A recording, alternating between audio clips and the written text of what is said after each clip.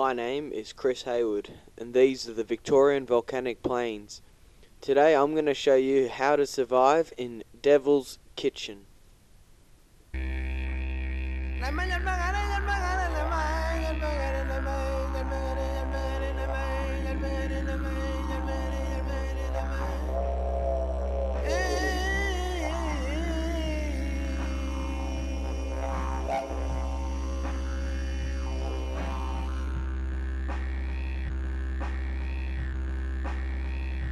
So when you're walking along, you've got to be really careful of natural obstacles like this.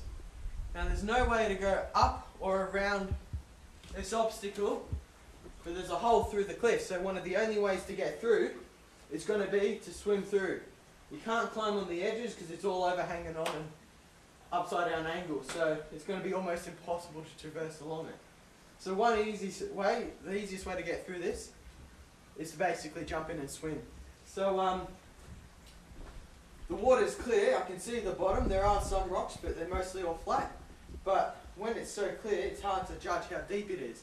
One of the easiest ways is to just jump, throw a rock in and count how long it takes to hit the bottom. That took about 5 seconds, so that's going to be deep enough for me to jump in. Anyway, the water's going to be ice cold, middle of winter. So you've got to be careful to control the gasp reflex. Naturally, when you jump into cold water, from the shock you naturally go, and you've got to be careful because that's where people go wrong and drown. Alright, so here goes nothing. It's important just to, be conscious of the gasp reflex when you jump in. Also, from the shock of it, your heart rate's going to speed up. Try to control that so you don't panic. And then you just swim to the end.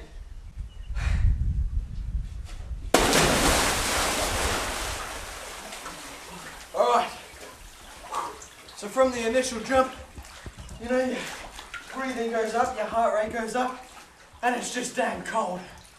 If you stay in here long enough, your muscles will start freezing up. It's going to be hard, so you just want to control it and swim to the edge as quick as you can. Alright, so you're always got to keep an eye out for natural tools. Bones, particularly large ones like these, can be so useful for so many things. For starters, if you break them against rocks, then they can create a sharp point, which can easily be used as a digging tool or as a spearhead. And even this curved bit can be used as a digging tool to remove large amounts of soil. Also, in much fresher bones, you can find bone marrow in the side, but this one's a little bit too old. But basically every time you break it, you're going to get a sharp point. Even the edge can be used as a cutting tool.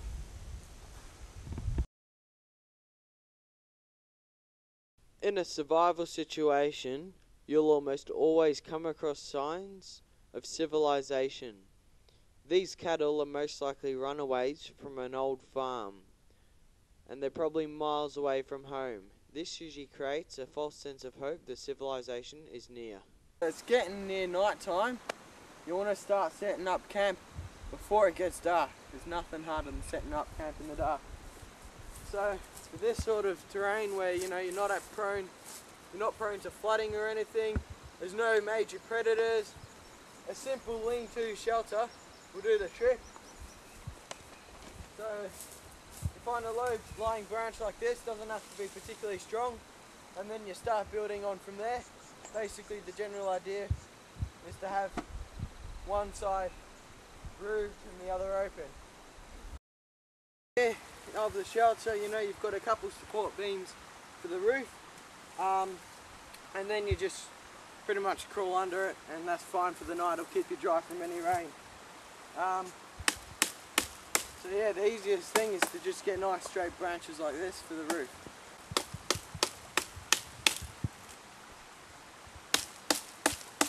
So once you've got your main support beams up, you want some horizontal branches so you can put all the bracken on and all the ferns. And what you do is you simply line it on like that and you build it up, and that'll make it waterproof.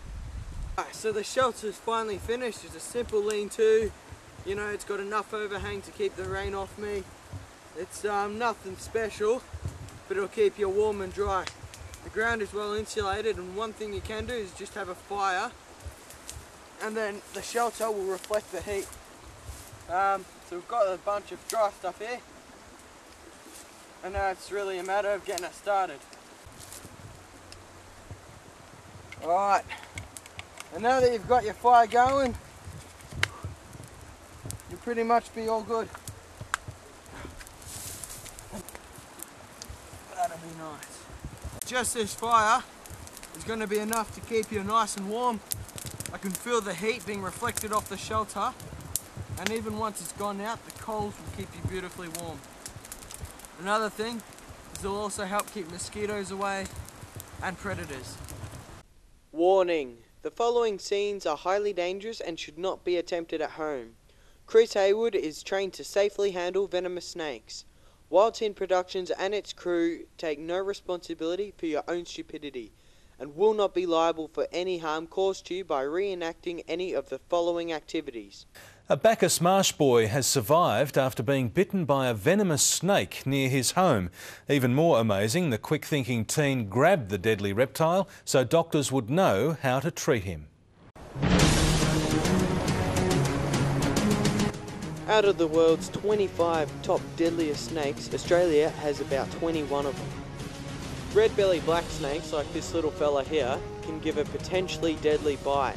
If left untreated in a survival situation, it can kill you within 10 hours. You do not want to get tagged by one of these guys. The technique I'm using is the simple hook and tail technique. It's the world's most widely used venomous snake handling technique. It involves grabbing the snake by the tail and simply hooking the last 2/3 of its body. You must always have its tail higher than its head and always keep an eye on its head to watch what it's doing.